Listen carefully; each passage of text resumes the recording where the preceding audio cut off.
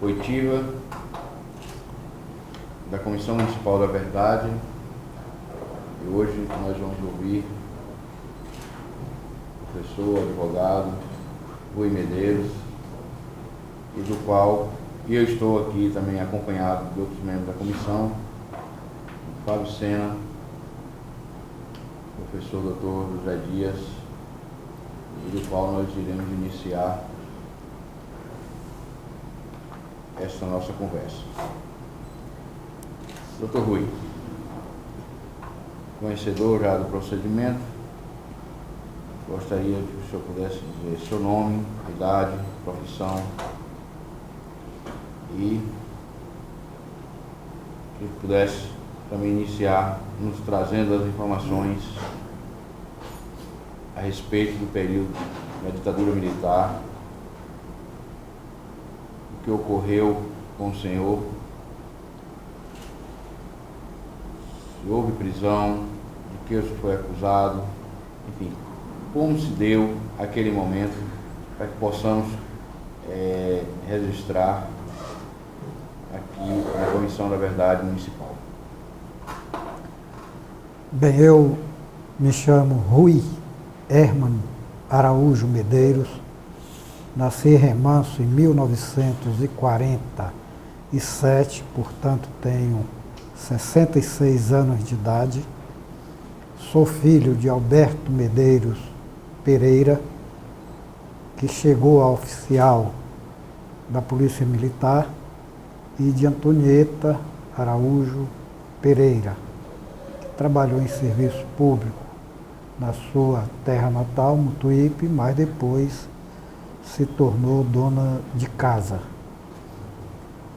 Sou advogado e professor da Universidade Estadual do Sudoeste da Bahia. Resido em Vitória da Conquista, para onde retornei depois de formado, desde 1972. Bom, quanto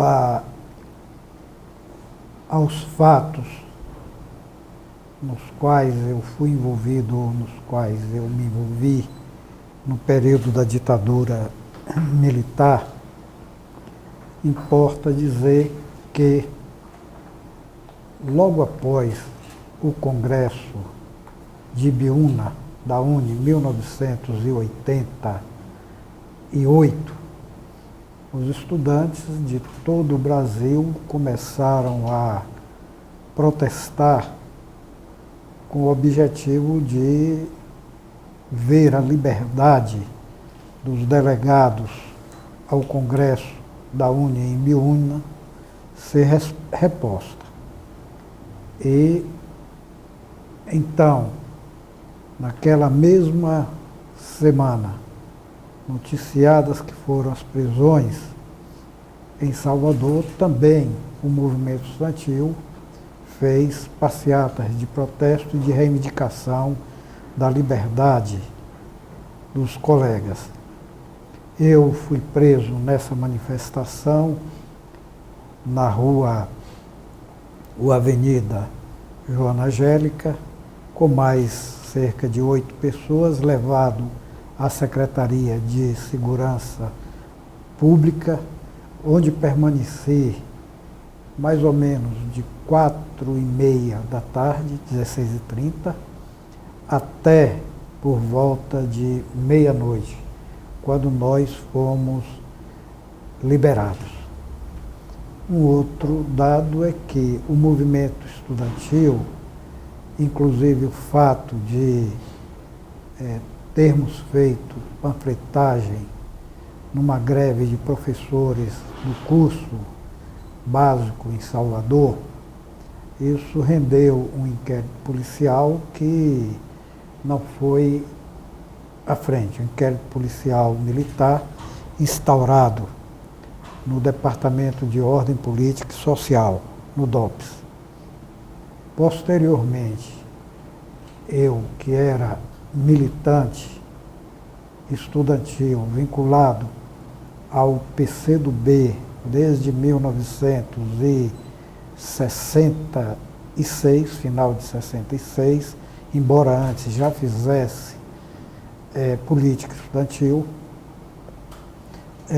eu fui expulso da universidade em 1969.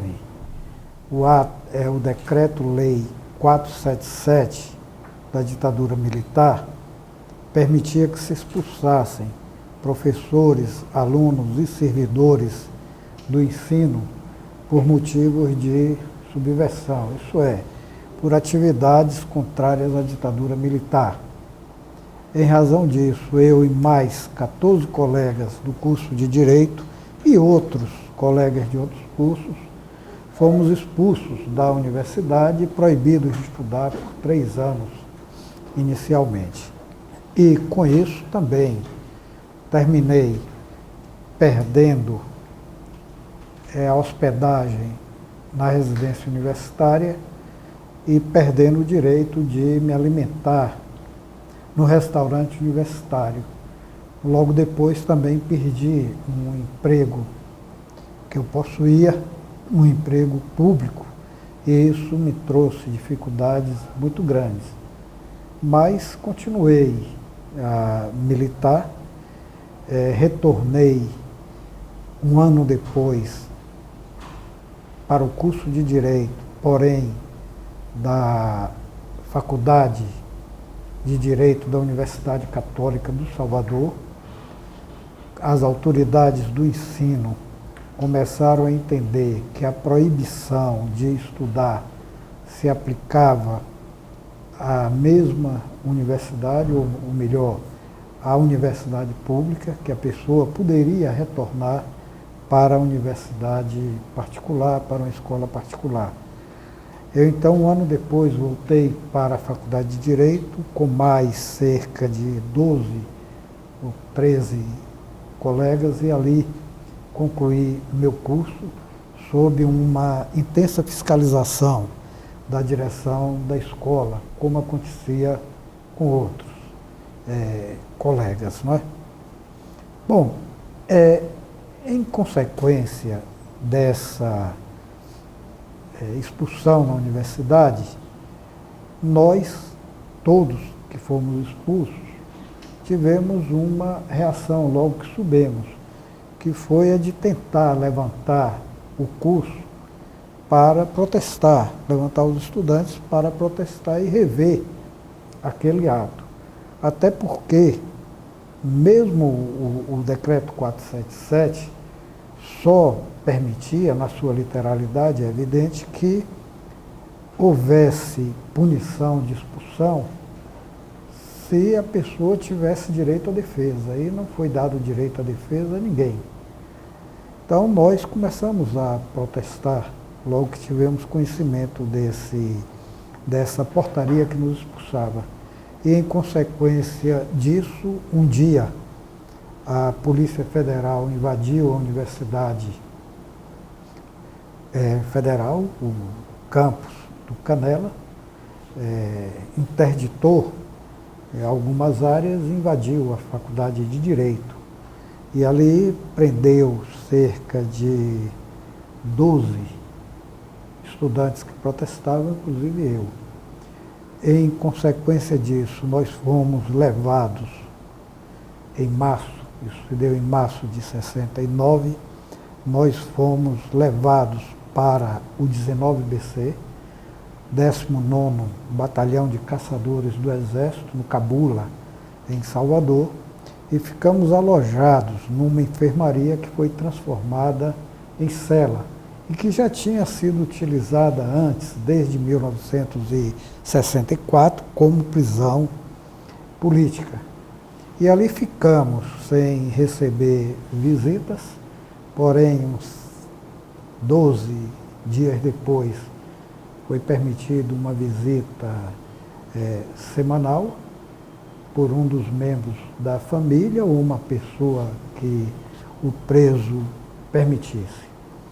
Ficamos lá e respondemos a um inquérito policial militar que também, posteriormente, foi arquivado.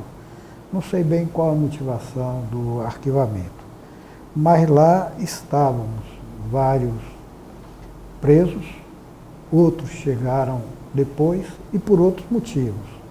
Então, Vitor Hugo Soares, que depois se tornaria um grande jornalista da tarde e jornalista também que representava o Jornal do Brasil em Salvador, a sucursal de Salvador, fez alguns trabalhos de freelancer para outro jornal e hoje possui um blog em Salvador. Vitor Hugo Soares, João Ribeiro de Souza Dantas, que depois, muito tempo depois, seria vereador em Salvador, Amálio Couto do Araújo, que conseguiu se formar pela Católica também, Armando Paraguaçu Sá Filho, que hoje trabalha no Pará, na Petrobras, salvo engano, e outros. E depois chegou um vereador, que era sindicalista do Sindicato de Conferentes, Sindicato dos Estivadores, né, daqueles que trabalhavam no Porto de Salvador, Aurélio, que era acusado de corrupção, mas vereador, mas na verdade preso por uma questão política interna lá da Câmara de Vereadores. E um ex-prefeito, prefeito que foi despojado do cargo em Ilhéus, que era um psiquiatra muito inteligente, Rosa, né? E ficamos lá, nesse quartel, embora, né, uma situação constrangedora, nós não sofremos de tortura, etc. Né? Fizemos o nosso depoimento nesse inquérito policial, que tinha à frente uma pessoa do DOPS, um delegado do DOPS, mas esse inquérito não foi à frente. Né? Penso que eles pretendiam incluir no chamado inquérito dos estudantes, provocado pela revista Liderança. A revista Liderança havia publicado uma entrevista com Eduardo Collier Filho e outros, e feito uma matéria sobre o movimento estudantil, de certa forma alarmista e muito aberta, e aquilo provocou um inquérito policial. Parece que a intenção era unir a esse inquérito, mas de qualquer maneira não foi à frente. Voltando formado para a Vitória da Conquista, comecei a minha advocacia. Em 73 eu fui convidado por Jadiel Matos para ser o procurador-geral do município, se chamava o consultor jurídico da prefeitura, e atuei na prefeitura, atuando também, defendendo trabalhadores e depois trabalhadores rurais. E no cargo de consultor jurídico da prefeitura, em maio de 1973, eu fui preso aqui em Vitória da Conquista, naquela rua Adriano Bernardes, que é uma pequena via que liga a rua Francisco Santos à Praça Lauro de Freitas. Ali a rua foi cercada por homens com metralhadora. Eu tentei correr, não é? Encontrei na outra ponta da rua também com pessoas com metralhadora. Me prenderam, né? Eu tentei desvencilhar, gritei meu nome várias vezes. Isso era de noite? Isso era umas 4h30 da tarde, mais ou menos. Comecei a gritar meu nome, e dizendo que estava sendo preso por motivo político e que avisassem a prefeitura. Como eu gritei bastante, não é? Inclusive um taxista, a rua não era interditada, passava táxi, um taxista viu, outras pessoas que transitaram ali viram, não é? Nesse momento eles já haviam desinterditado a rua para não provocar maior né, visibilidade para a minha prisão e algumas pessoas ficaram sabendo. Bom, como se deu essa minha prisão? Eu tinha feito a cobertura de um ponto para um dos membros da direção do PCdoB em Vitória da Conquista, aqui em Conquista, com uma pessoa que até então eu não conhecia, mas que deveria apresentar com um traje, né, foi descrito, e que deveria enunciar uma senha, como acontecia quando a gente fazia contato com desconhecidos, né? E eu deveria responder a senha para poder fechar, ver se correspondia à verdade ou não. Eu fiquei preocupado quando essa pessoa, Antônio Calazans, me abordou. Eu fiquei preocupado porque não era essa maneira, né, que o partido fazia contatos. Eu fiquei preocupado e ele repetia, né, a velha senha: eu sou parente de Almeida, eu sou parente de Almeida, a hora mudava, eu sou primo de Almeida, tal. Mas eu não sei de quem é que se trata, não, eu não te conheço, não sei quem é. Não, conhece, assim, você me deu um pacote que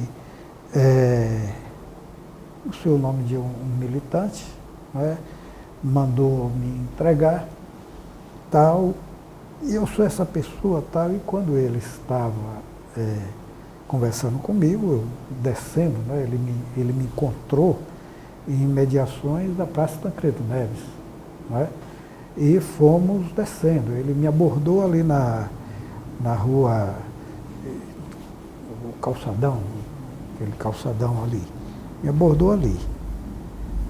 Quando nós chegamos lá, né, que ele já estava conversando lá na Adriano Bernardes, ele já estava conversando comigo e tentando me convencer, etc. E foi quando eu fui abordado. Fui jogado dentro de um Fusca, havia 3 carros, né, dois dos quais Fusca. Fui jogado dentro de um Fusca com um motorista que era ligado ao sistema da repressão e mais 2 outros agentes da repressão, com 2 metralhadoras. Hein? O trato material foi violento? Como é? O trato.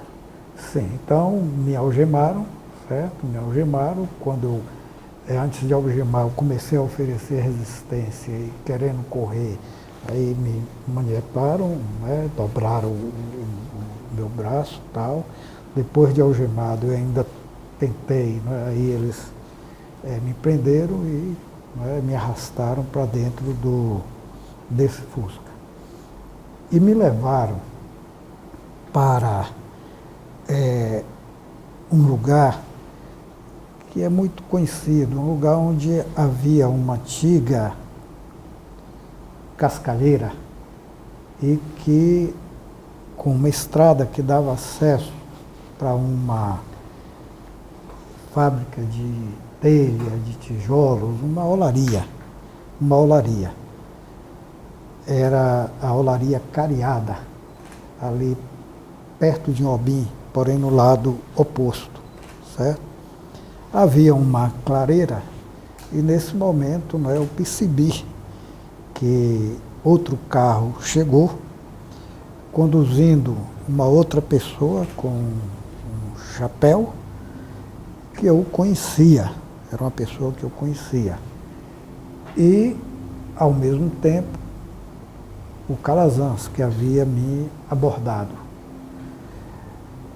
E aí um policial vira para esse antigo militante que havia chegado, sido levado para ali, e perguntado: é esse que é Rui Herman? Aí ele falou, na verdade, Helman, né? Rui Helman. Aí ele falou: você conhece? Conheço. conheço. Militou comigo no movimento estudantil. Os caras falaram, o senhor é conhecido, essa pessoa identificou. Aí o Calazans vira e disse assim, é essa pessoa. Eu não sabia o nome dele, mas é exatamente essa pessoa que cobriu o ponto comigo. O Calazans naquele momento já tinha, eu acho que com qualquer promessa, ele já começava a auxiliar a ditadura militar. Né? Ele era levado para um canto e outro e frequentemente chamado para depor. E naquele momento ele me alegou que ele tinha vindo e estava ali porque a sua mulher estava presa e estava sendo torturada. E diziam a ele que se ele não colaborasse, né, poderiam eliminá-la. É a conversa dele. O certo é que nessa área aí, da Cascalheira, eu comecei a ser esmurrado. Né? Comecei a sofrer pancada, né? Para confessar que conhecia Calazans, porque eu negava que o conhecia, e confessar que conhecia o Batista, o João Batista, o Batistinha que tinha me identificado pelo nome, né? Eu negava e aí pancada e pancada, pancada. Depois me conduziram para a sede do DNR, sede administrativa do DNR, na Avenida Presidente Dutra, chamada Rio Bahia, né? Rio Bahia. E quando eu estava lá, no andar superior, com algumas camas, outros agentes chegaram. E logo depois meu colega de escritório, chamado Vicente Cassimiro, eles procuravam informações sobre Vicente Cassimiro e não conseguiam, porque Vicente Cassimiro era do Rio de Janeiro. Tinha vindo para a Conquista a convite de Elkson Soares. E eles ficaram, não é, de sobreaviso com Vicente ali preso, e aí voltaram a me dar pancada, não é? Dar pancada. Para eu confessar o ponto, para eu dizer se alguma pessoa ia ter contato comigo, porque o Calazans disse que uma pessoa iria telefonar para mim, e as pancadas se sucederam.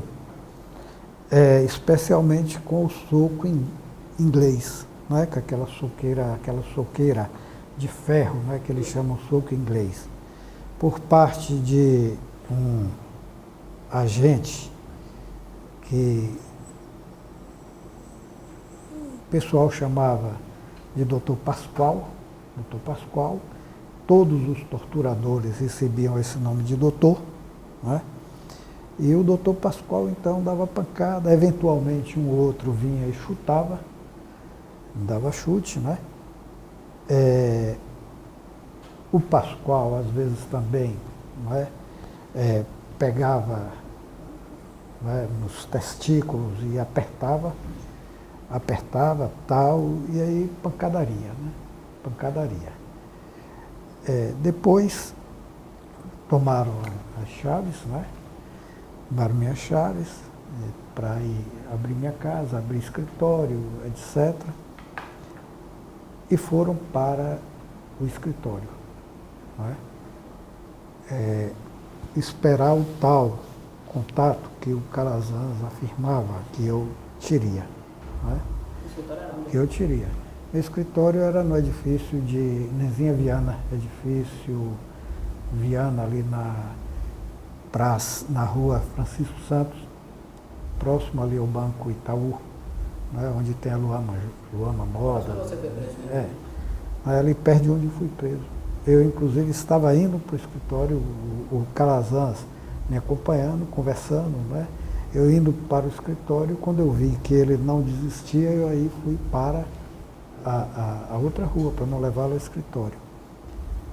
E eu sei então que realmente ocorreu. O telefone estava no período mais ou menos próximo dos pontos que o partido tinha, não é, com dirigentes aqui. Mas não sabiam a senha, né? Não sabiam a senha. Imaginavam que fosse a mesma senha utilizada com o Calazans. Aí tentaram utilizar essa senha. O companheiro que estava, camarada que estava do outro lado da linha, desconfiou e aí se mandou. Né? Procurou outro militante de Conquista, relatou o que tinha acontecido, mandou tomar cuidado e se mandou. Né? Se mandou. A cidade, né, começou a saber de minha prisão, exceto minha família. Só foi saber 2 dias depois, quando meu pai foi à prefeitura e perguntou, né? Aí Jadiel falou, ué, você não sabe que Rui está preso? Todo mundo está sabendo, tal. Aí ele então começou a me procurar, né? Disseram que ia para Ilhéus, etc. Fiquei 2 dias aqui em Conquista, onde dormi, ali no DNR, na sede DNR, hoje DENIT, né? E fui conduzido para Salvador. Né? Fui conduzido para Salvador. Nesse período aí, eu acredito que quando eu estava saindo para viajar, foi exatamente quando invadiram minha casa. E levaram documentos meus, levaram um livro e um conjunto de cópias de documentos. Eu estava fazendo uma pesquisa sobre um movimento que ocorreu em Salvador em 1930, o Quebra-Bondes, e eu tinha tido acesso a arquivo que ninguém tinha tido ainda acesso na época, né? Que é o arquivo que concentra esse material, sobretudo, que era da antiga Companhia de Energia Elétrica da Bahia.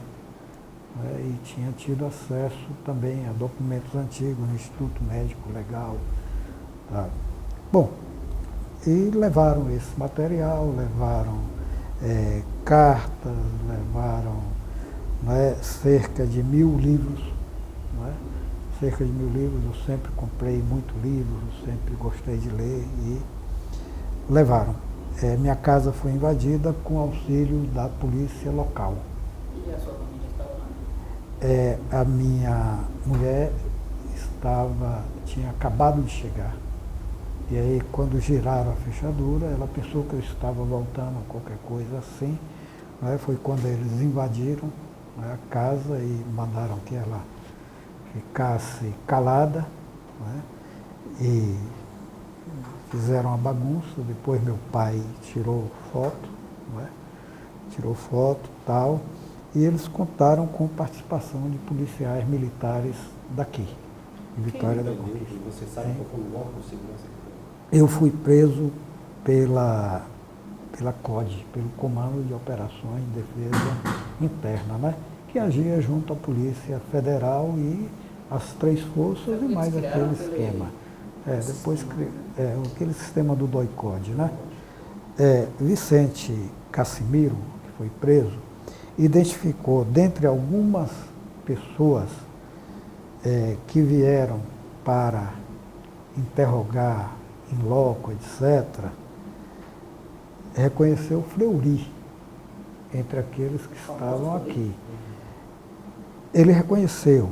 Eu vendo a fotografia de Fleury depois, eu achei muito parecido realmente. Achei muito parecido.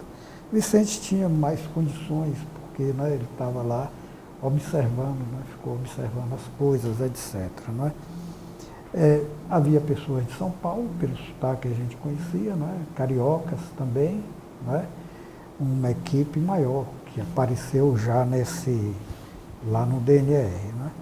Aí eu fui levado para Salvador. Em Salvador, levaram de imediato para a Polícia Federal. Fiquei lá também, né? tomando socos, né? Tomando socos, empurrões, etc. 2 dias. Depois me levaram para o quartel militar, antigo quartel do Exército de São Joaquim, quartel de São Joaquim, Água de Meninos, né? Onde funcionava também a auditoria militar, né? Por incrível que pareça, o serviço judiciário funcionava no andar superior. Eu fiquei ali durante 1 dia e meio, e dali eu fui levado para o quartel do Barbalho. O quartel do Barbalho era o centro de torturas da Bahia. No quartel do Barbalho, né, eu tinha sido separado de Vicente, não sabia onde Vicente andava, imaginava até que ele tivesse sido liberado, mas no quartel de Barbalho já chegamos nós 2. Não é? Não sei se algum de vocês conhece o quartel do Barbalho, mas o quartel do Barbalho tem uma murada muito larga, né? O muro em torno, né, do quartel, o muro do quartel é muito largo, mais ou menos da largura dessa sala, né?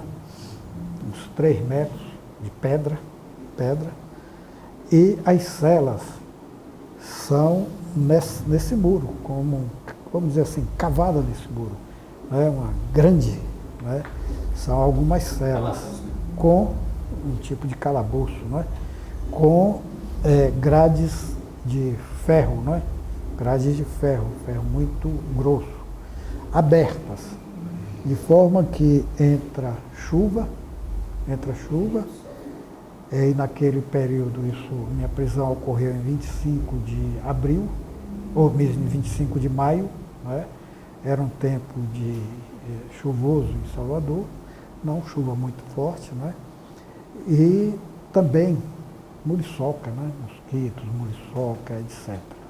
Vicente ficou numa dessas celas, eu em outra cela.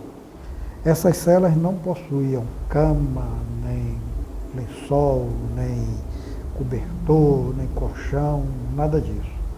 Você dormia no cimento. Quando chovia, né, naturalmente, o cimento molhado. E fazia suas necessidades numa lata de querosene, né, essas latas de querosene de 20 litros. Né? Fazia suas necessidades ali e aquilo era retirado de 3 em 3 dias. E a alimentação servida aos soldados, né?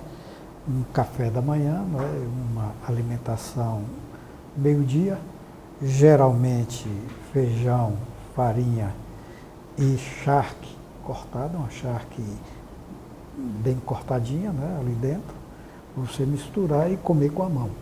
Né?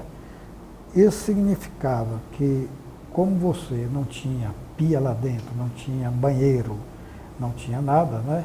Significava que você tinha que ou ir tirando, né, aquele alimento, jogando para o lado do pátio, onde os soldados se reuniam às vezes, né? O certo é que não podia lavar. Né? A gente era proibido de tomar banho. Né? Desde que eu fui preso, fiquei sem tomar banho. Proibido de tomar banho. E então, no segundo dia, chega a primeira equipe de torturadores. Né? Uma pessoa que não entrava no trabalho de tortura, né? E 2.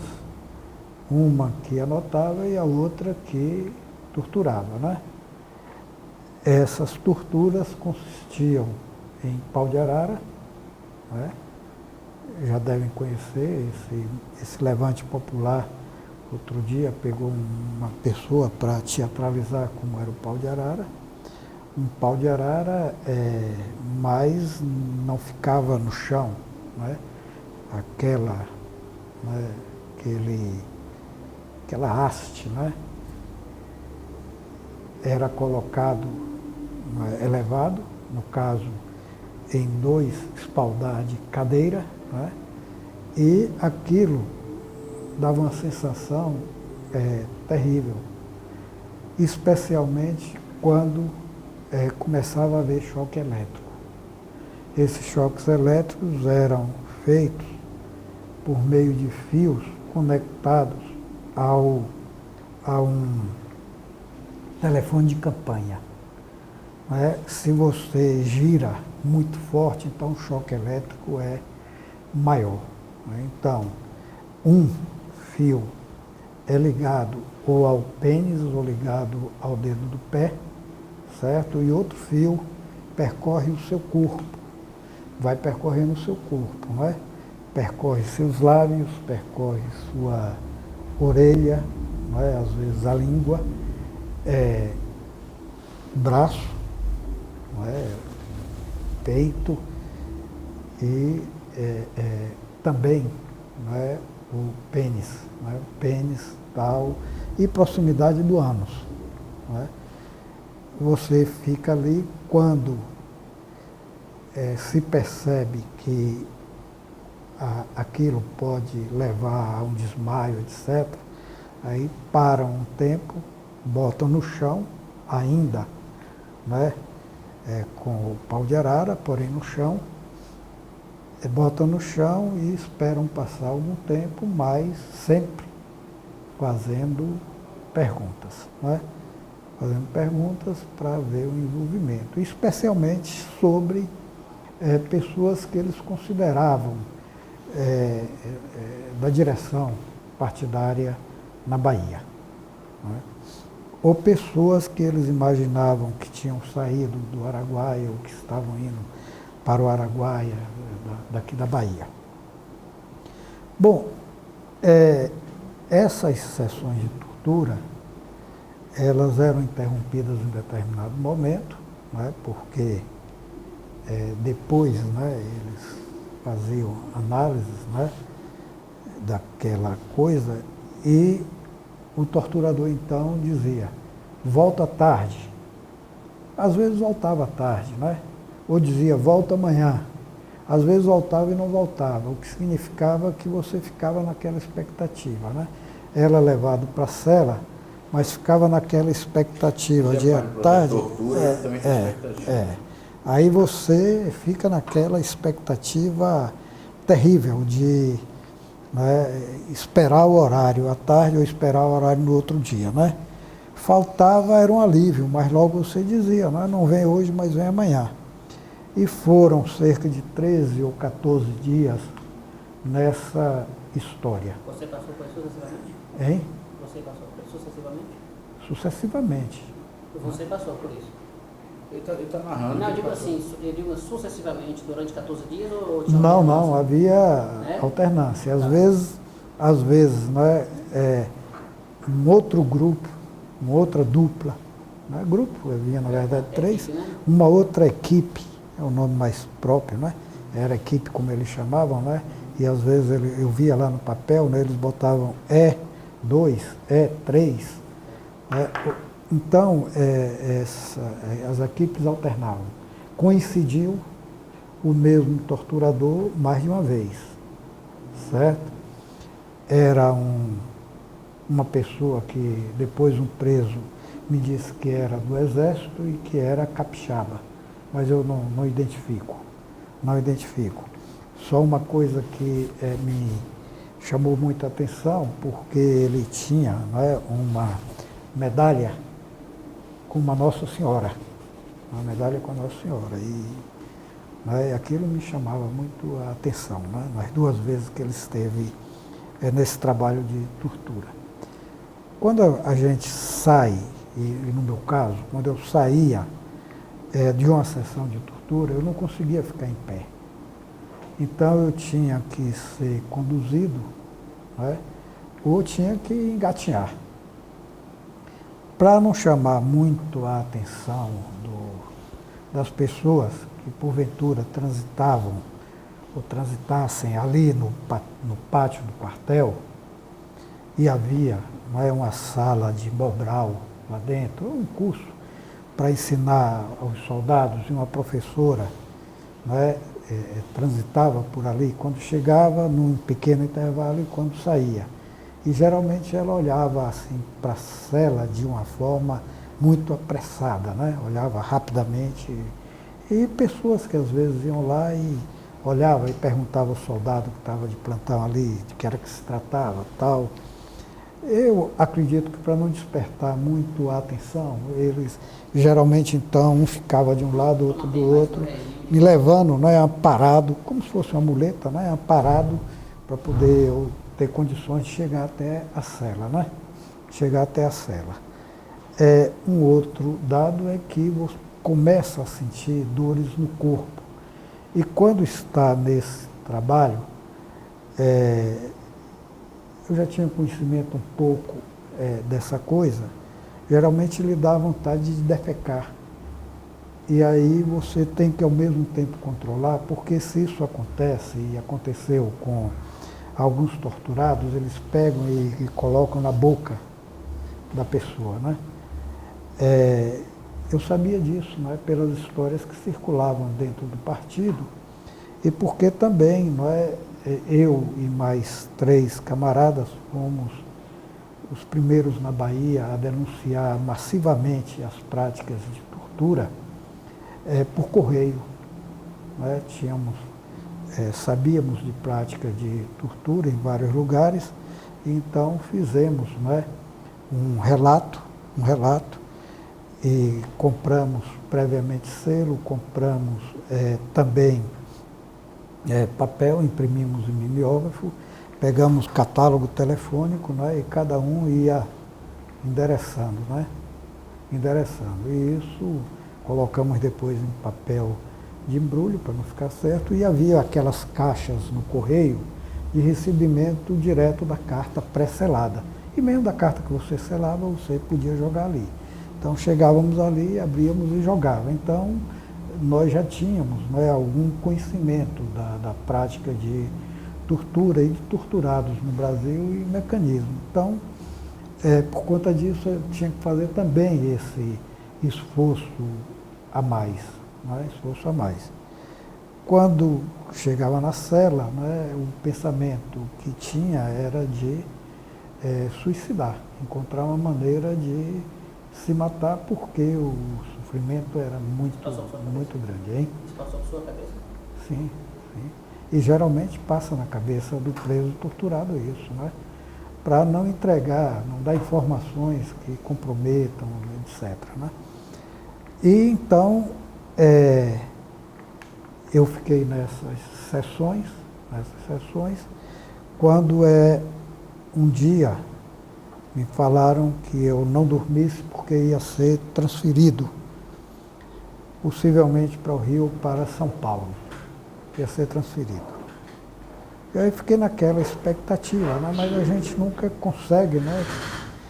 Vencido assim pelo cansaço tudo, e às vezes começava a cochilar. E uma dessas vezes, uma das coisas que mais me aterrorizaram, ninguém pode entender o impacto daquela coisa, foi quando um soldado pegou um bandejão desse que serve em restaurantes coletivos, pegou aquele bandejão e aí, percebendo que eu estava cochilando, passou o bandejão pela grade, né, como se ali fosse cordas de um instrumento musical, vamos dizer assim, né, passou. E aquilo no silêncio da quase madrugada, né, aquilo foi um estrondo e me parecia tiros de metralhadora. Né, eu só podia imaginar isso. Eu senti que estava, né, estavam metralhando para dentro da cela. Né, a impressão que eu tive foi essa. E o soldado deu uma gargalhada, parou e falou: não pode dormir não, os homens estão vindo aí. Mas não chegaram, né?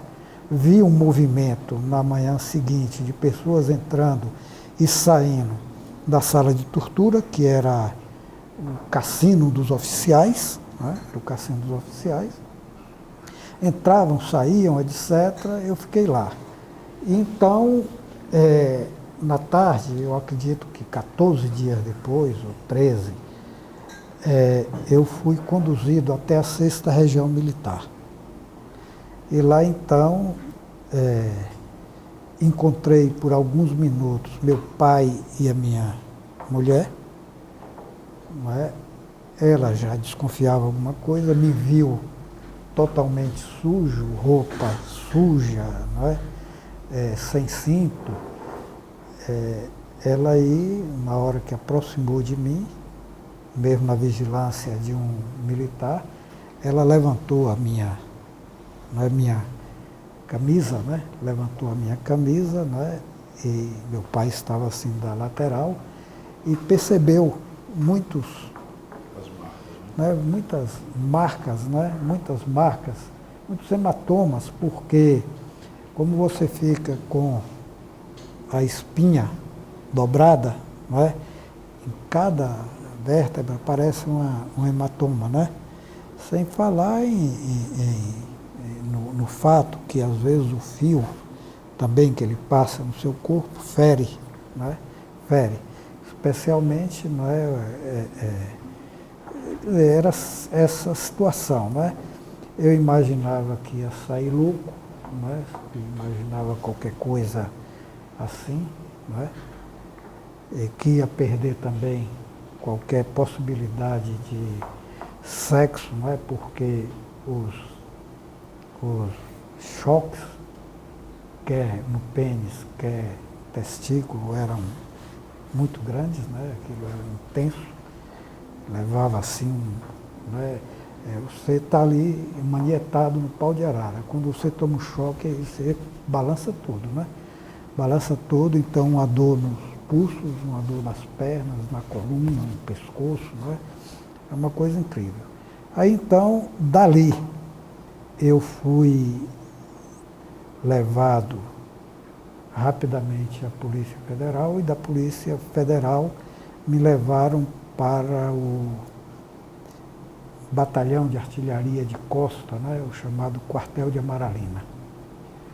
No Quartel de Amaralina, aí deram uma cela com duas camas, né, havia várias celas ali. Eu percebia que havia uma pessoa que gemia muito numa das celas e percebia que na outra cela havia duas pessoas, não é? Duas pessoas, porque conversavam, não é? A certa altura, eles tinham possibilidade de ver o início do corredor, não é? Então percebiam quando havia um soldado ou não, e aí falaram, nós somos dois aqui, quem é você? Aí eu falei, quem era tal? Ele falou, tal, nós somos fulano, cicrano, do interior da Bahia, da zona cacaueira, tal. E aí fiquei lá nesse hotel. Nesse hotel o tratamento era diferente. E hipócrita, né? Hipócrita, um tratamento muito hipócrita, porque o responsável pelos presos políticos, aquele que acompanhava lá dentro os presos políticos,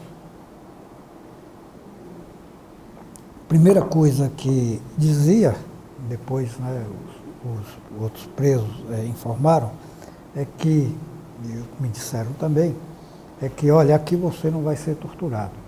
O Exército não tem nada a ver com problema de tortura. Se você teve qualquer problema no Barbalho, Polícia Federal ou qualquer outro lugar, é problema daquele pessoal. Nós aqui do Exército não temos essa prática. Os senhores aqui alimentarão melhor, os senhores aqui serão respeitados, o lençol será mudado a cada semana enquanto os senhores estiverem aqui, tal, e os senhores terão também direito à visita na semana enquanto estiverem aqui. E realmente o tratamento era diferente, não era porque lá não era do Exército, não. E comecei a ser visitado, minha mulher passaram a me visitar, eu comecei a dar informações. Havia um sargento que quando ficava lá no controle, né, ficar ouvindo, porque botava uma pessoa para ficar junto ouvindo, havia um sargento que era mais discreto e que se afastava, saía do local onde a gente recebia visitas, que não era na cela, era no pavimento superior. Ele saía, um dia ele me disse, olha, aqui tem alguns sádicos que têm o maior prazer em ficar vendo o preso querendo beijar e abraçar a mulher e não podendo abraçar, etc. Eu sou contra esse tipo de coisa. Claro que o senhor não vai poder fazer muita coisa, mas abraçar sua mulher o senhor vai poder. Eu não vou ficar, vou sair. E realmente era uma pessoa assim, um pouco diferente dos outros, né? Um homem já com seus 40 anos, né? Tal. E aí nós ficamos ali. O primeiro dia que permitiram o banho, aconteceu outro fato que aconteceu também com outros presos. Que dia, o que foi isso, né? Quando a gente vai saindo em direção, né, a parte que dá para a praia, o pátio que vai dar para a praia, né? Quando vai saindo, então, soldados, todos armados e com metralhadora, vai saindo ali para chegar ao pátio, aí manejam toda a metralhadora, faz aquele barulho, todos de vez. Aí o pensamento seu é que está num batalhão de fuzilamento. Né? Mas aí, pois eles viram tal, aí vai, acho que é uma demonstração para dizer que tem muita força ali, vai tomar banho. E nos banhos de sol, né, às vezes a gente pode limitadamente conversar com um preso ou outro. Depois levaram para minha cela um comunista histórico que morava em Camaquã, Estélio. Estélio foi comunista desde a década de 40, ajudou a montar ligas camponesas na década de 60, né, conhecido de Prestes. E lá era um homem inteligente, né, conhecia muito, tinha muita informação, mas era um homem assim sem cultura escolar, né, sem, né, maior conhecimento, etc. E então eu comecei a conversar com ele e tal, e ele falou assim, minha família está querendo trazer livro, mas os livros, a maioria, são proibidos de entrar aqui. E me deu essa relação. E tem aqui uma coleção que eles falaram que é muito bom e que eles permitem entrar. Eu falei, que coleção é? Júlio Verne. Manda trazer Júlio Verne. E aí trazíamos, né? A minha mulher levava palavras cruzadas, eu pedi palavras cruzadas fáceis para o colega, ensinei a fazer, ele viciou em palavra cruzada, começou a pedir também a filha para fazer palavra cruzada, e aí começou a me contar o sofrimento também que ele teve de torturas, né? E me contou sobretudo que Franco era um farmacêutico, também de lá de Camaquã, também comunista histórico, desde a década de 40, havia sofrido tanta tortura que urinou durante muito tempo sangue. Precisou ser atendido por médicos, etc. Né? Era um homem já passado os seus 60 anos, né? Que estava lá. E outros estiveram lá na prisão, inclusive uma pessoa que não era do PCdoB, Arno Bitcher, que depois se tornou um geólogo muito conhecido. Né? Bom, eu depois, 90 e tantos dias, eu fui preso em 25 de maio e já em 14 de agosto de 73, aí eu fui convocado para o depoimento formal. Já o depoimento formal de caráter de polícia judiciária. Esse foi o primeiro momento em que você formalmente foi preso? Foi aí formalmente, né? A prisão tinha, porque um tio requereu habeas corpus, meu pai assinou, meu tio elaborou, meu pai assinou habeas corpus e foi negado porque já estava na vigência do ato adicional número 5, que negava o habeas corpus a preso político, né? Então foi negado. Mas o depoimento formal é esse, né? E eu chego lá para prestar o depoimento e havia já um depoimento redigido, e eu acredito que o dos outros também, certo? E com data anterior. E o delegado, o Aquino, nesse momento no momento em que eu sentei para prestar o depoimento, esperava para que fosse prestar o depoimento, ele tirou um revólver do coldre, abriu uma gaveta, deixou aberta, botou o revólver ali, né, exposto. E aí falou assim: esse é o seu depoimento. O senhor assina ou volta para onde está ou para outro lugar. Eu olhei e via que havia, né, contradições ali, etc., né, e coisa que não iria incriminar a essa altura pessoas, né, e que, inclusive, depois chocava com outros depoimentos. Eu assinei, né? Eu assinei e tal, voltei a Amaralina e o pessoal falou: olha, você está liberado e sua família já sabe virá aqui, né? Aí eu saí, né? E fiquei respondendo a processo militar, a processo. Em 20 de novembro de 73, já em 20 de novembro, eu então fui intimado a comparecer à auditoria militar, não é? Porque quem julgava o preso político, quem julgava aquele que cometia o crime de natureza política eram os militares, não é? Eu chego lá então, falo: olha, os senhores estão convocados aqui para duas coisas. Primeiro, tomar conhecimento da denúncia, ler a denúncia e assinar a intimação. Segundo lugar, o Conselho vai se reunir para apreciar o pedido de prisão preventiva dos senhores. O auditor militar era um homem, né, muito ponderado, né, muito equilibrado, né? Era Ramiro, né?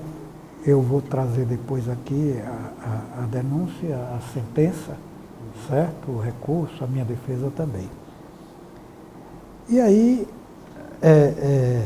ele perguntou, né? O teu endereço? Está fazendo o quê?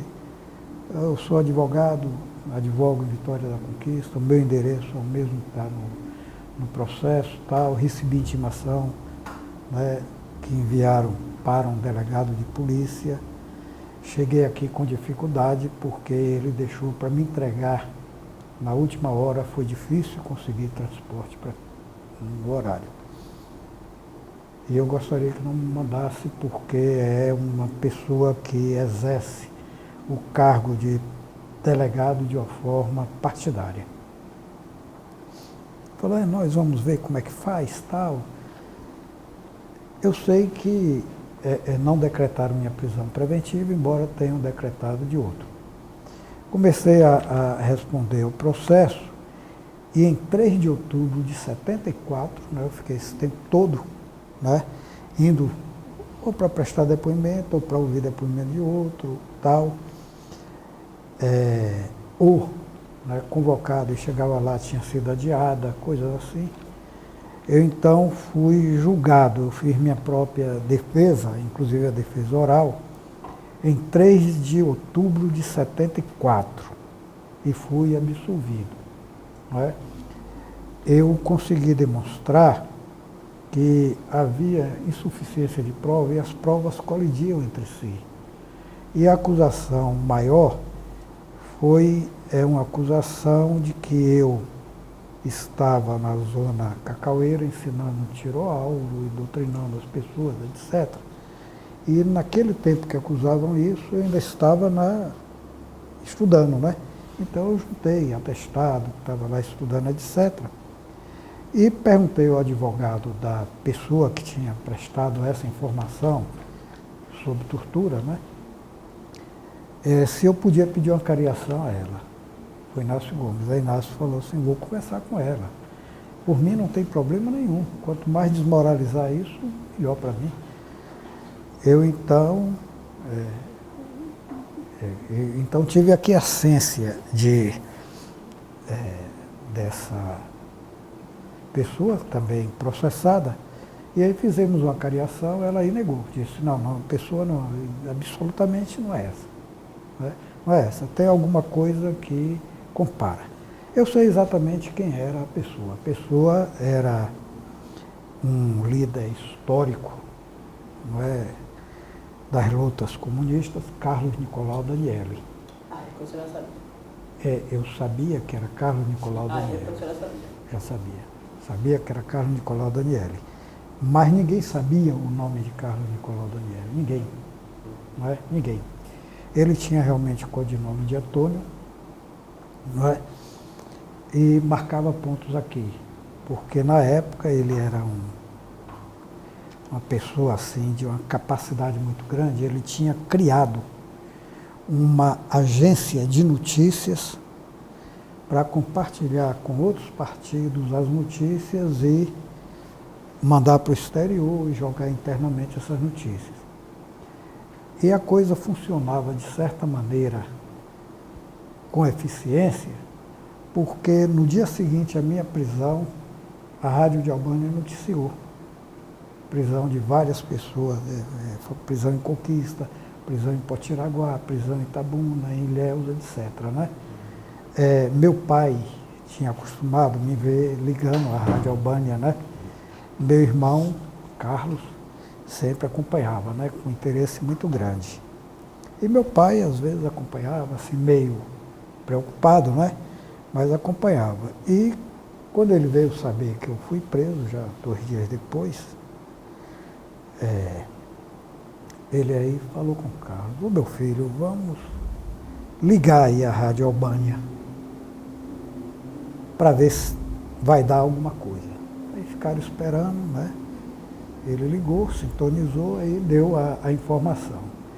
Carlos Nicolau Danielli fez lutas, né, de estivadores em Santos, no Rio de Janeiro, etc. Foi preso, ele era hemofílico, sabiam disso, e o feriram bastante, ele morreu em consequência da tortura, né, e depois simularam, né, morte por atropelamento, né, etc. Então, a defesa foi muito a partir de contradições, de falta de prova, etc. Em rigor, quase todo mundo era assim. E se tivesse, talvez, né, articulado uma defesa melhor, todos seriam absolvidos. Não sei se ainda estou demorando muito. Não, pode falar. Então, foram vários absolvidos, vários foram absolvidos, inclusive eu, mas o promotor militar recorreu para obter a condenação de todos e o aumento da pena de alguns. Não é? Entretanto, não é, o Supremo Tribunal Federal foi ao STM, depois ao Supremo Tribunal Federal, e o Supremo reconheceu, em relação aos que estavam na clandestinidade, não foram presos, não é? Não foram presos, ele reconheceu o efeito da anistia, isso já muito tempo depois, né? Reconheceu o efeito de anistia. Outros que tinham continuado presos, salvo engano, né? Cumpriram a pena, uma menina, e periodicamente, né, acontecia qualquer coisa política na cidade, aí eu era chamado, porque era o comunista, né? Era o comunista, tal. Se estudante fazia uma coisa, aí eu era chamado, né? Outra coisa eu era chamado. Ia uma perseguição assim, terrível, né? Uma perseguição terrível. Eu queria declinar o nome daquelas pessoas que responderam ao processo, né? E talvez falar rapidamente sobre alguns deles, né?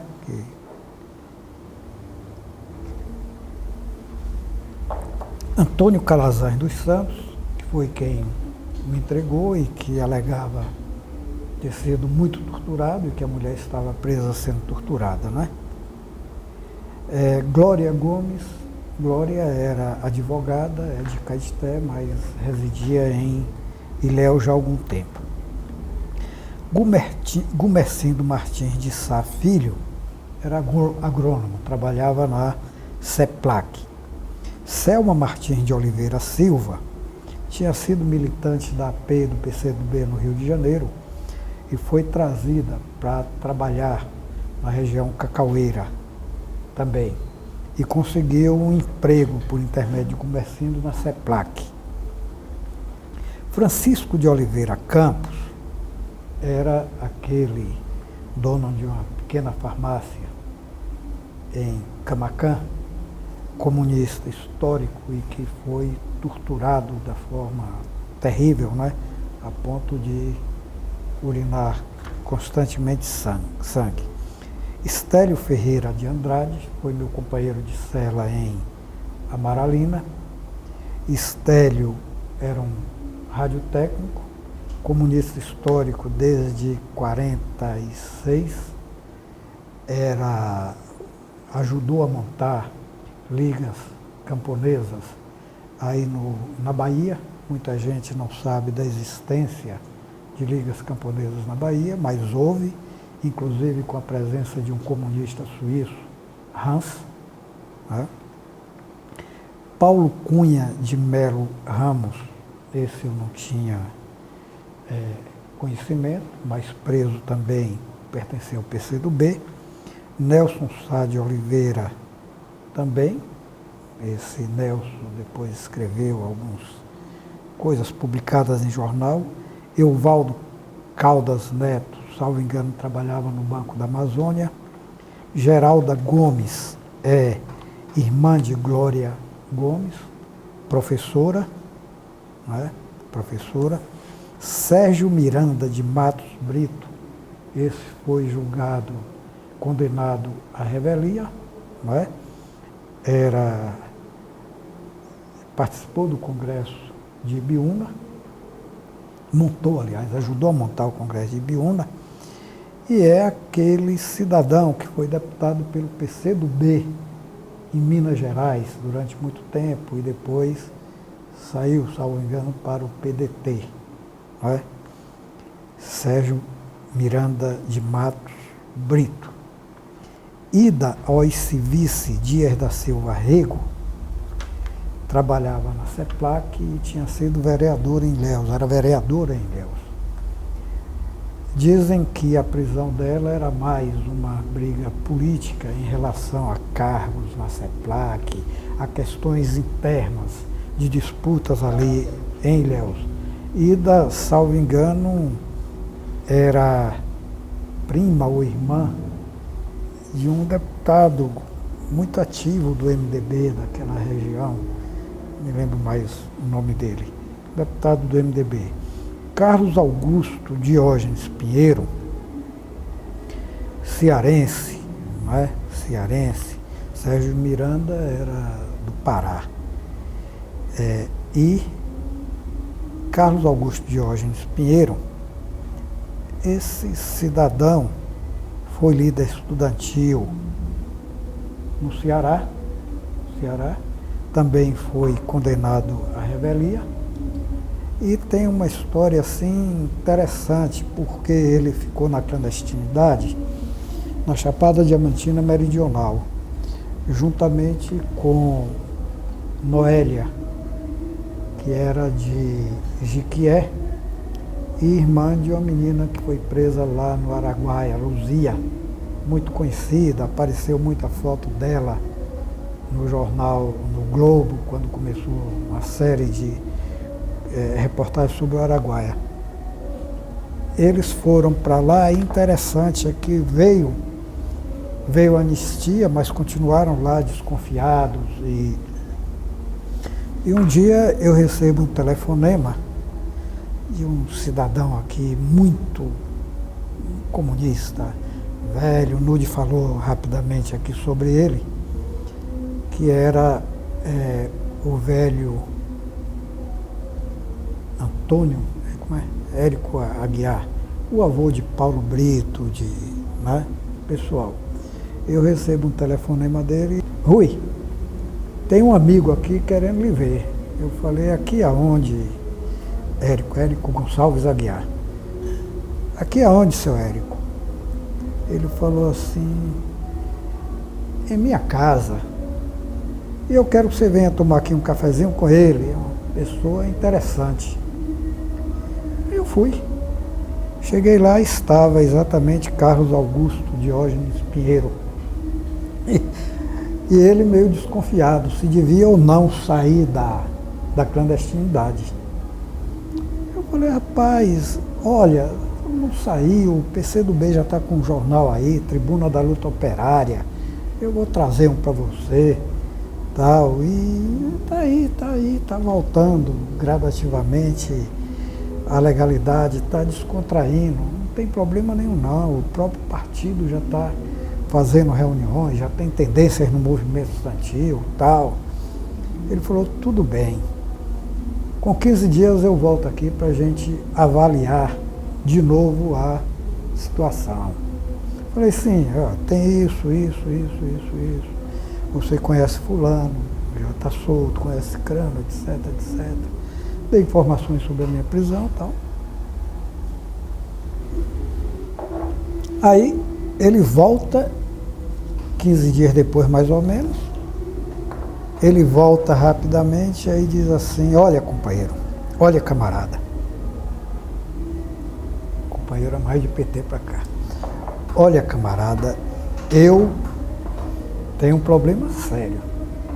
É porque circula lá em Jiquié, na família de Noélia, companheira dele, irmã de Luzia, que nós fomos assassinados na Argentina.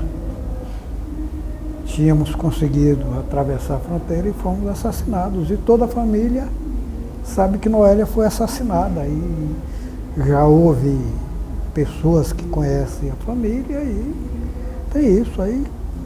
Eu tenho que preparar o caminho para dizer que ela não está morta, porque chega lá, vai para casa, como é que fica? Eu falei assim: tudo bem, eu tenho um militante, né, PCdoB, que mora em Jiquié e tem um outro professor que é parente, prima delas, bora lá, vou mandar fazer o contato, tal, e dizer que vocês vão aparecer. Ô, rapaz. Aí vou a Jiquié, mantenho contato com o cidadão, falo: você fale com a família que Noélia não está morta, Noélia vai aparecer. Se alguém morreu lá na Argentina, foi outro casal, e morreu muita gente lá, mas você avisa que eles vão aparecer. Não vão dizer o dia exato não, mas vão aparecer. Aí eles não tinham praticamente nada, moravam numa roça, né? Aí marcaram, né? Marcaram: olha, a gente vem aqui para Conquista, de Conquista a gente vai para Jiquié. Eu ofereci, que a gente cotizava aqui, pagava um táxi para levar eles lá. Eles falaram, não, nessa situação aí que você falou, é melhor a gente chegar na rodoviária. A gente fica mais seguro, né? Viajar no ônibus e chegar na rodoviária, se sente mais seguro. Mas você avisa que a gente vai, chega lá, eu lhe digo o ônibus, você volta a ter contato. Aí tive contato lá com o Juraci Novato, que ainda é advogado lá. Aí falei para ele, ó, vão chegar aí tal hora, prepara a família,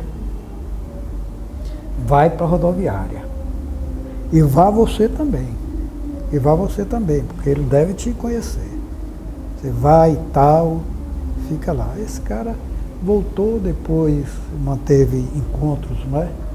A gente conseguiu encontros dele com o partido. Ele aí voltou para o Ceará.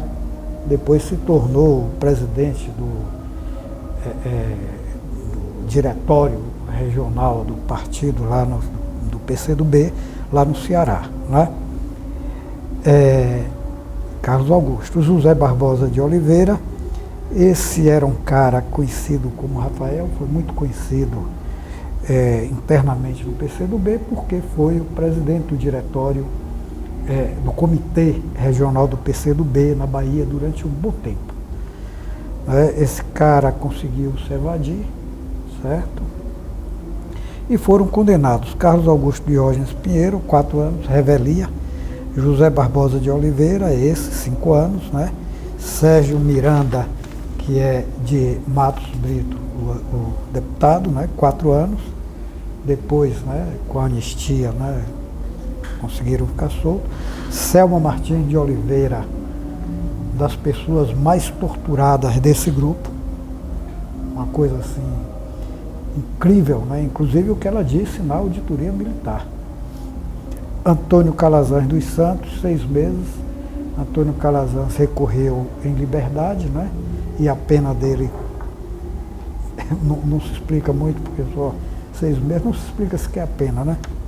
Mas ele recorreu e no curso do recurso, ele estava em liberdade, aí o tribunal foi julgar muito tempo depois o recurso, né? E aí aplicou a lei da anistia, certo? Assim, em síntese, a situação foi essa. Bom, a gente sabe que havia muitas pessoas que se infiltravam, né, nas escolas, nas universidades, nos lugares e tal, para denunciar, para poder informações e denunciar as pessoas. Nós sabemos que isso também aconteceu na Faculdade de Direito, onde você estudava. Você pode relatar para nós como é que foi isso e se isso teve alguma coisa a ver, você suspeita que tem alguma coisa? Na Faculdade de Direito e na de Medicina, certo? Na Faculdade de Direito,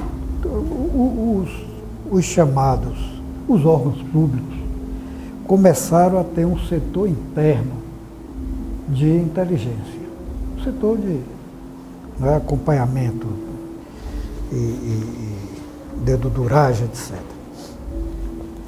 E então conseguiram se matricular na Faculdade de Direito. Um policial chamado Átila Brandão e outro que era Pitanga.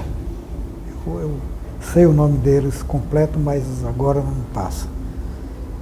E quando se descobriu, por força, né, de uma inconfidência de um funcionário, que eles eram, na verdade, né, militares, aí começou a reação. Né, começou a reação estudantil contra eles. Né, e, inclusive, uma dessas vezes eles foram presos, né, por vários estudantes e jogados para fora da universidade. Isso criou uma celeuma tão grande que a universidade terminou os afastando. Né?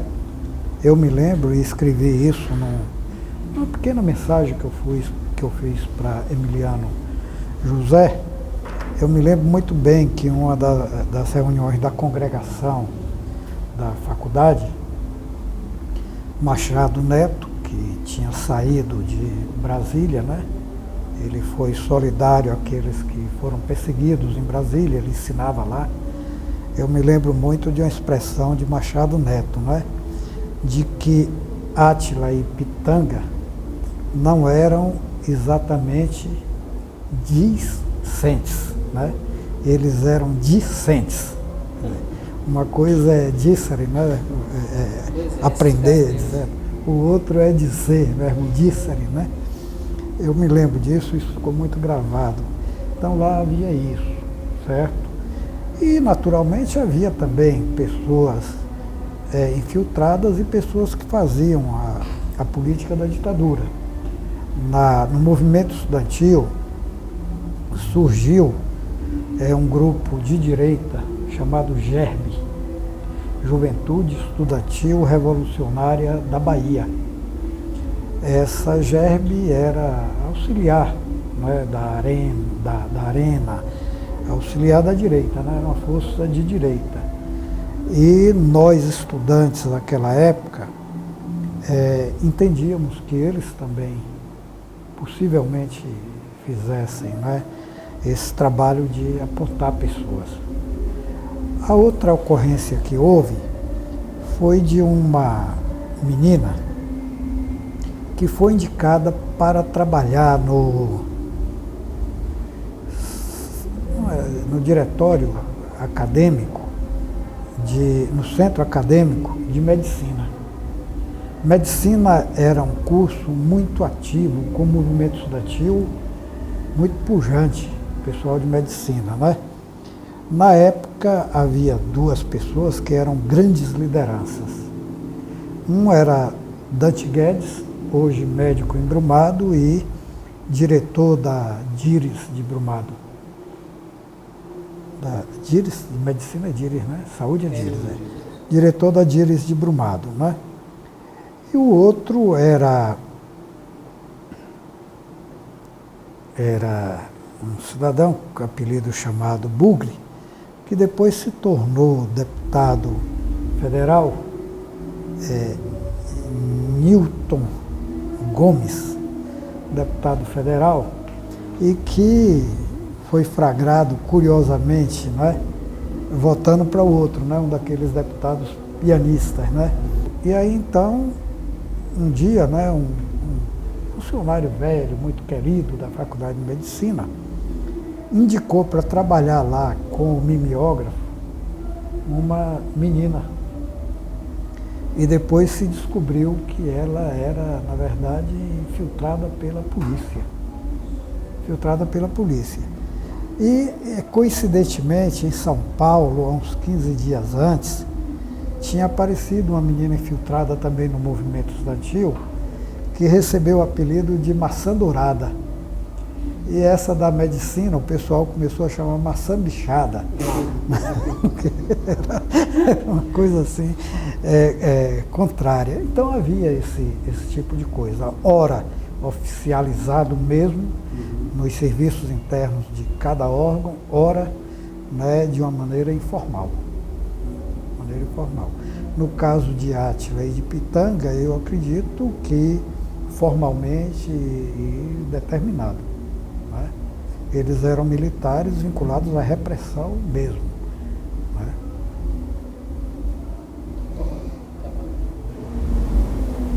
É assim, uma coisa que eu queria compreender é o cotidiano mesmo, diário, num regime, numa cidade como Conquista. Você falou que o delegado, ele tinha uma ação eminentemente partidária, até a ponto de entregar para você a intimação na última hora, que era para tentar prejudicar. No dia a dia, não seu, da sociedade, da comunidade, mesmo as pessoas sem envolvimento direto com a política, ou seja, tendo os militares esse poder, né, discricionário que tinham, como é que era a vida cotidiana de perseguição, da autoridade policial, como é que isso se dava em todos os planos, né? Olha, havia uma coisa aqui interessante. Você tinha o delegado calça curta. O delegado, uma vez eu disse numa assembleia, né, ainda naqueles tempos terríveis, eu disse que o delegado era o substituto do chefe de jagunço dos coronéis, porque o delegado era indicado dentre as sublegendas da arena, certo? Na distribuição dos cargos, no loteamento de cargos, então, delegado escolar, que depois passou a ser coordenadora, né? Gerente, mudou os nomes, né? Delegado escolar, uma legenda indicava. Certo? Delegado de polícia, outra legenda, outra sublegenda indicava.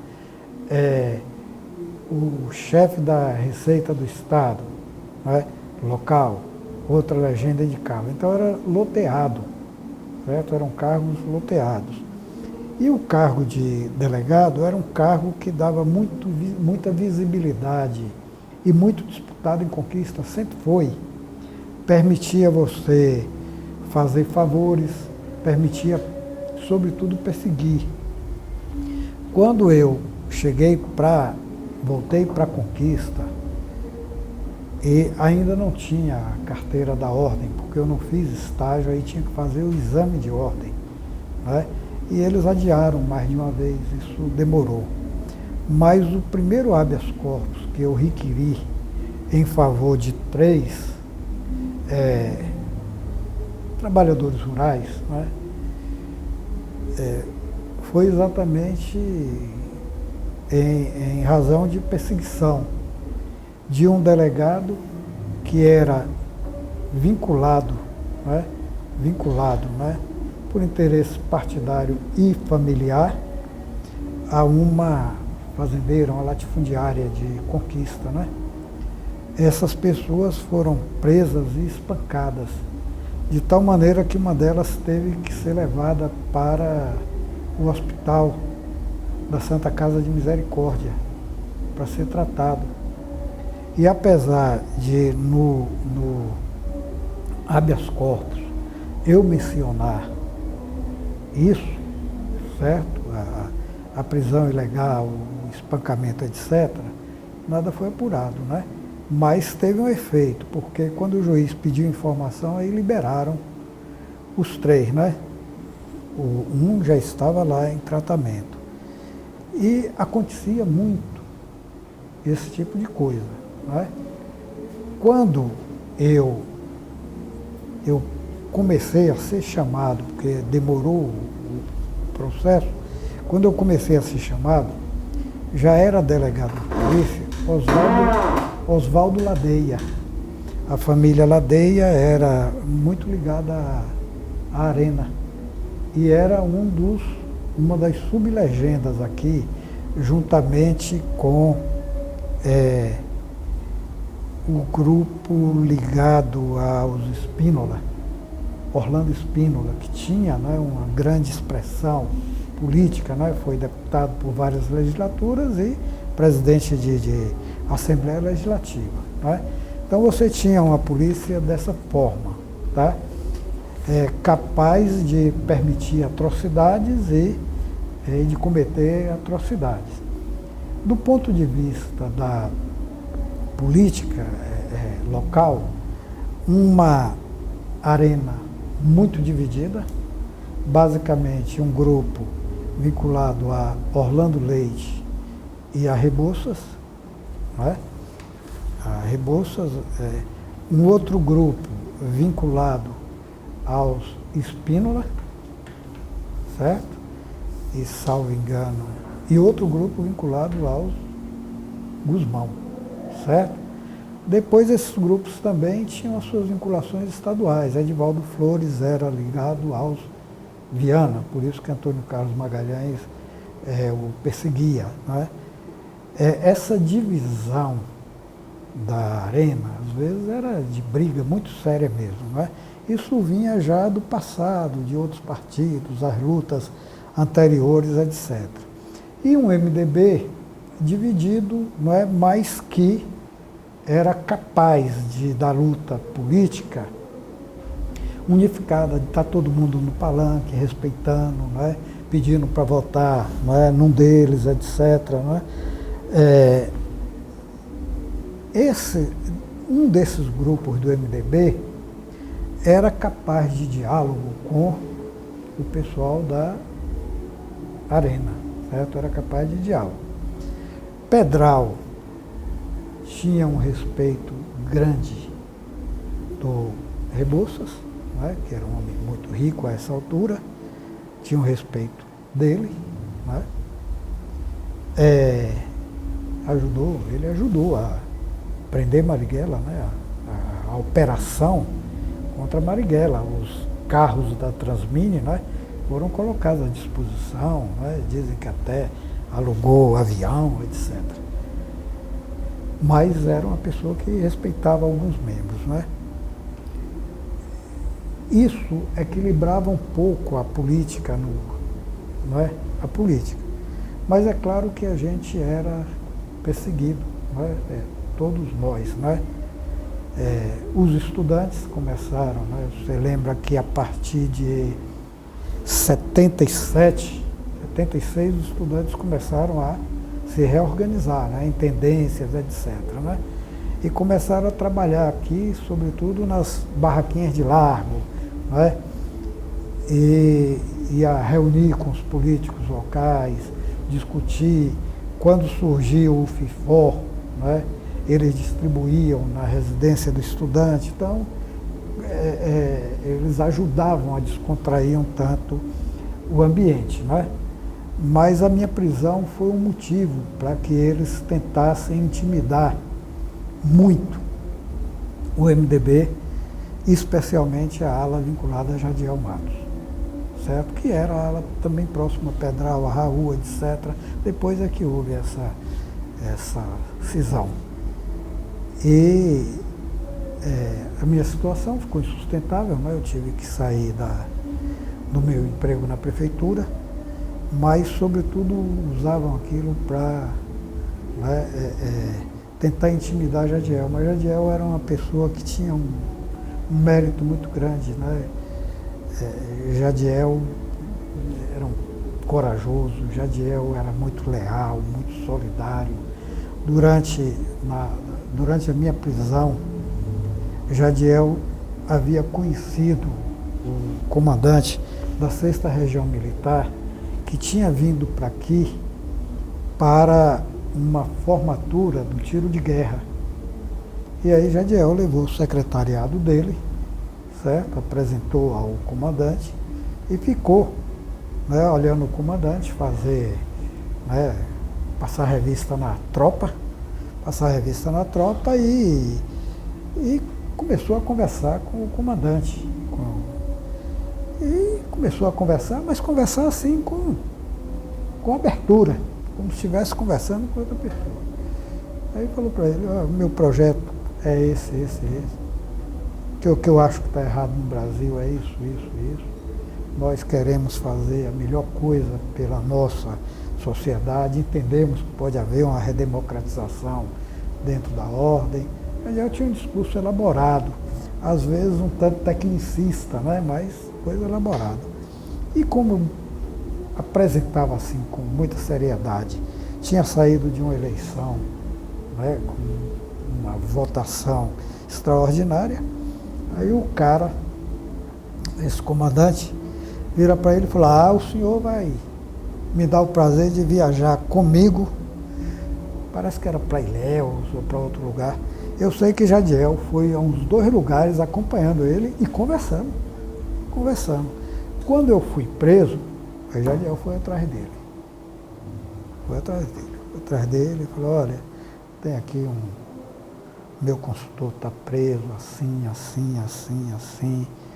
Eu quero a interferência do senhor, que tudo se dê dentro da legalidade. A gente sabe que tem aqueles que cometem o excesso, às vezes fatal. E conversou assim, realmente, né, com o cara, né? Conversou, etc. Então, Jadiel se impunha com isso, né? Então ele não não aceitava assim essas coisas de... E eu via na rua pessoas, né, que costumavam falar de shot e tal. Quando eu passava, etc., eu fazia que não via e continuava, né, a andar, etc. E continuei também meu trabalho de advocacia, né? Peguei uma causa assim muito séria, que eu demorei 10 anos, né? Soltando gente quase toda semana e brigando até que consegui, né, dividir uma fazenda, um latifúndio no meio, que foi para o Brasil, né? E comecei a ter nome, etc., né? Mas era sufocante, certo? Em alguns aspectos. A vitória do MDB deu naquele momento, deu uma abertura maior, porque aí a oposição já começava a falar, Câmara majoritariamente dele, e uma Câmara que se fazia respeitar. Um dos primeiros atos da Câmara foi analisar seriamente a rejeição de contas de Nilton Gonçalves, certo? Eu, inclusive, conversei com os vereadores, e fui eu que ajudei a fazer o parecer. Eu dizia, olha, Nilton Gonçalves pode ser tudo. Pode ser tudo. Agora não é um cara corrupto, não é um cara desonesto, não. E aí começamos a analisar todo, com auxílio, né, da contabilidade da prefeitura, todas as contas, e descobrimos que havia um equívoco no qual o Conselho de Contas, né, se baseou para rejeitar as contas e dizer que tinha havido, né, desvio de dinheiro por parte do gestor, né. Eu, contador, a contadora da prefeitura, aí pedi à Câmara para contratar um contador bom, aí passamos, aí descobrimos o que era. Aí conversamos com a mesa da Câmara. Quando a mesa da Câmara foi com uma proposta, e já uma proposta também de ata, todo mundo esperava que ia ser um revide, que ia negar as contas de Nilton Gonçalves. Aí quando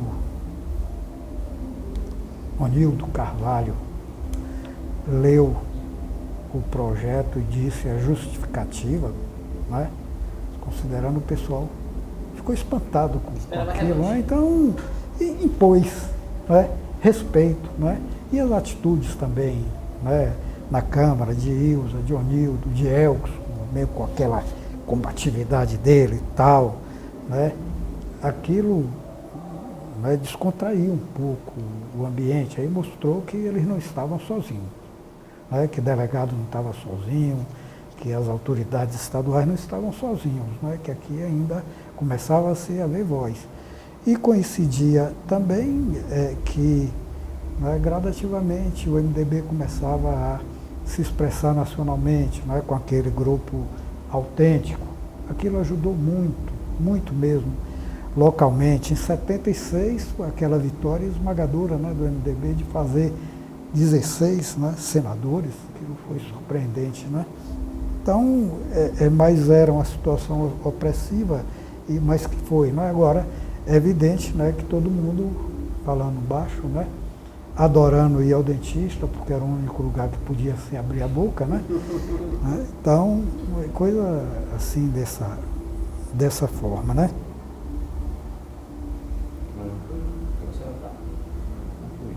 Eu queria saber o seguinte, como é que era, seu pai era militar oficial, chegou a ser oficial? Ao tempo já, ou na reserva remunerada ou aposentado. Como é que se dava essa relação dele militar, com o regime militar, tendo um filho preso no doutorado? Como é que... Olha, meu pai aqui em Conquista sempre votou na oposição. Meu pai foi pedralista na década de 50, nas eleições de 58, 62, sempre acompanhou a oposição. Os amigos dele eram amigos que estavam na oposição. Onildo Oliveira, Alberto Farias, etc. Quando houve o racha no PTB, lá no Rio Grande do Sul, e que Fernando Ferrari criou o MTR, Aqui havia um costume de criar vários partidos sob o controle de um partido, né? Digamos que E aí- não vai acontecer. Aí meu pai, Aníbal Viana, um nacionalista, Lúcio Santos, nacionalista, ferrenho, né, e outros foram para o MTR, meu partido de Périx, os Malregis. Meu pai era secretário, tesoureiro do MTR, não é? Agora, com uma formação militar, não é? Aqueles princípios muito rígidos, etc, etc. Mas admirava muito a ousadia, né, daqueles deputados, tipo Mário Piva na Bahia, né, que era uma pessoa, né, que repercutia, né, muito. Tinha artigos na tarde, tinha coluna e ao mesmo tempo foi deputado estadual, etc, né? Então, essa coisa, ficou muito chocado com a minha prisão, né? Tanto em 69, quando foi me visitar, né? Me lembro que na saída dele, né, tinha uma amiga que permitiram que fosse me visitar, uma amiga que tinha sido aluna de curso de Madureza, hoje está nos Estados Unidos, Ilma Ribeiro, foi jornalista. Aí eu vi, né, quando ela, lá no corredor, virou para ele e falou assim, seu filho lhe admira muito. Aí o velho começou a chorar, eu abracei ele, foi embora, né, muito emotivo, ficou muito emotivo com essas coisas. E na prisão foi muito solidário comigo, nas visitas, e foi para o meu julgamento. Notei que ele preocupou muito quando eu me dirigi diretamente ao auditor militar, né, dizendo que havia contradições muito sérias e que aquilo se fazia, era daquela maneira, constrangendo fisicamente as pessoas. Eu disse, meu pai, eu notei, né, quando eu olhei, notei, tal, mas logo em seguida, Inácio Gomes, né, eu fui o primeiro a fazer a defesa, né, de todos os presos, eu advogando, causa própria. Aí Inácio Gomes retomou e aí manteve a coisa assim.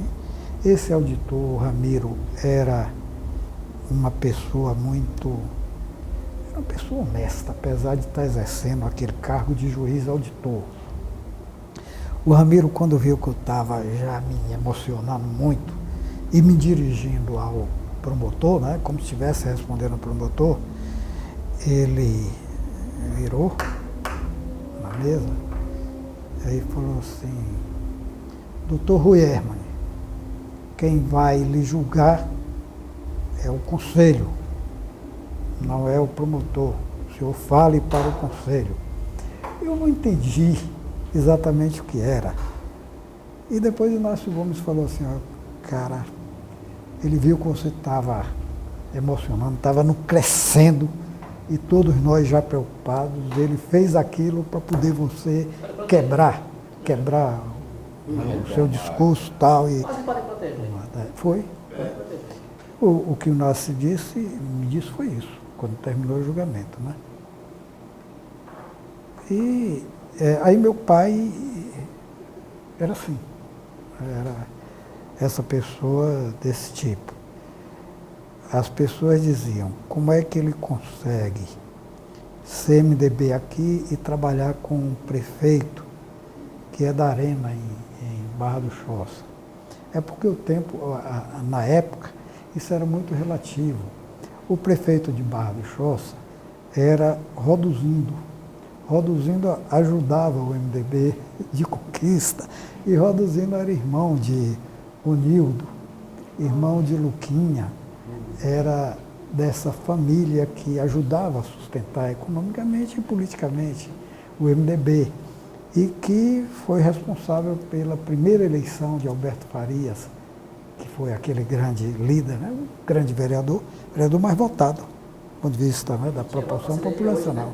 Hein? Tinha voto naquela época para se eleger hoje. Para se eleger hoje em primeiro lugar. Tinha voto. E era muito inteligente, ele tinha umas tiradas assim, havia um vereador extremamente reacionário, chamado Silonis Salles. Aí ele dizia, Silonis Salles, que me honra com a sua inimizade. Ele era brilhante, né? Era assim, né? A figura de meu pai era essa. Com 12 filhos, salário, né, de polícia, que era muito pequeno, e minha mãe se matando para trabalhar, para ajudar, né, a criar todos, né? Fazendo roupa para todos os filhos e fazendo comida doce para vender, fazendo roupa para eu e minha irmã, né, sair vendendo de porta em porta, roupinha de criança. E era um sufoco, velho. Sufoco, né? Mas era assim um homem muito respeitado em Conquista. Foi delegado aqui num pequeno período, né? Não aceitava certas injunções. Ele foi delegado em não sei quantos lugares, porque chegava a determinado momento que não dava ele embora. Então ele foi delegado de Saúde, Maracás, Mutuípe, Brejões, Urandi, Ibirataia, Remanso, Conquista, Barra do Choça, Cândido Salles. Cândido Salles, eu estou demorando muito, mas só uma coisa curiosa. Cândido Salles. Então, concluindo a nossa oitiva, no dia 7 de novembro de 2013, gostaria de solicitar ao Dr. Rui autorização para que a Comissão da Verdade Municipal possa utilizar deste depoimento para que seja objeto da análise e até mesmo de uso no campo do estudo, enfim, no campo do interesse público. E para que isso aconteça, gostaria de solicitar do Dr. Rui a autorização. Sim, tem total autorização para fazer uso desse depoimento, mas diversas formas que a comissão quiser ou que o interessado, né, desejar. Eu trarei a denúncia desse processo que eu respondi, trarei a peça da sentença condenatória de uns, absolvitória de outras, e o relatório do inquérito policial, para que fique depositado aqui na comissão. Eu agradeço em nome da Comissão da Verdade Municipal. Declaro encerrada a oitiva.